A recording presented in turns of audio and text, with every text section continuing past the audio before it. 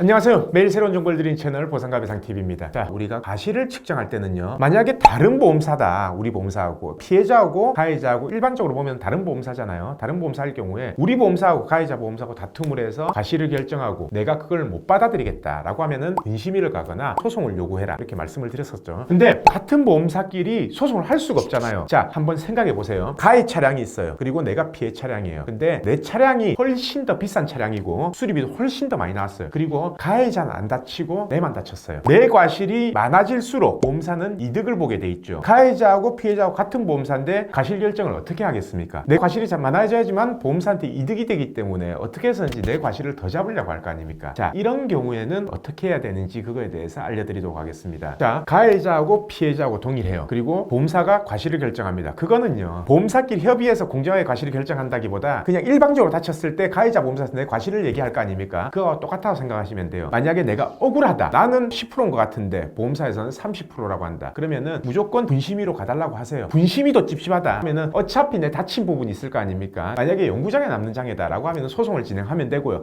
근데 영구장애까지는 아니고 한시장애라든지 2-3주 진단이에요. 그러면은 내 신체사고로 내가 소송을 하기가 그렇잖아요. 그래서 분심위로 가는 게 낫는데 요때 단점은 시간이 오래 걸린다. 근데 어쩔 수 없습니다. 시간이 오래 걸리더라도 분심위로 가서 처리를 해야 돼요. 자, 그러면은 내 차량 수리는 어떡하냐? 분심위로 가서 3달, 4달 있는 동안 내 수리는 어떡하냐? 일단 자차로 처리하세요. 자차 가입돼 있으면. 그리고 과실 결정이 나면은 상대방 대물, 어차피 우리 보험사지만 그 대물팀에서 보험금을 다시 넣는 걸로 하시면 됩니다. 무과시면은 내 자차 부담 없이 전부 다 보상이 될 거고요. 내 과실이 10%다 라고 하면은 10%는 내 자차에서 처리하고 90%는 대물로 받고, 이렇게 하시면 돼요. 자, 여기서 이제 내 자차를 처리하게 되면은 고민하시는 분들이 있을 겁니다. 내 과실이 10%예요. 근데 계산하니까 견적이 500만 원 나왔는데 10% 과실이라서 50만 원이 자차에서 나가요. 할증이 안 되고 그냥 할인 유지하려면은 그냥 내 현금으로 50만 원을 넣으면 됩니다. 자, 그러면은 결국은 자차 처리 안 하고 대물로만 보상받고 내가 50만 원 넣고 아예 할증 없이 끝난다라는 거죠. 그래서 항상 문제가 되는 게 실무적으로도 그렇습니다. 같은 보험사일 경우, 특히 어떤 경우냐, 한 차는 오토바이고 한 차는 차량일 때, 당연히 차량 대 오토바이 사고 나면 누가 다치겠어요? 오토바이가 다치잖아요. 오토바이 보험사하고 가해자 보험사하고 같은 보험사일 때 오토바이는 많이 다치기 때문에 이게 항상 문제가 돼요. 저희가 선임했을 때는요, 이미 대물에서 과실 결정 다 끝났어요. 보험사에서 대물팀에서 과실 30% 결정이 됐다. 그럼 보험사가 어디에요? 같은 보험사다.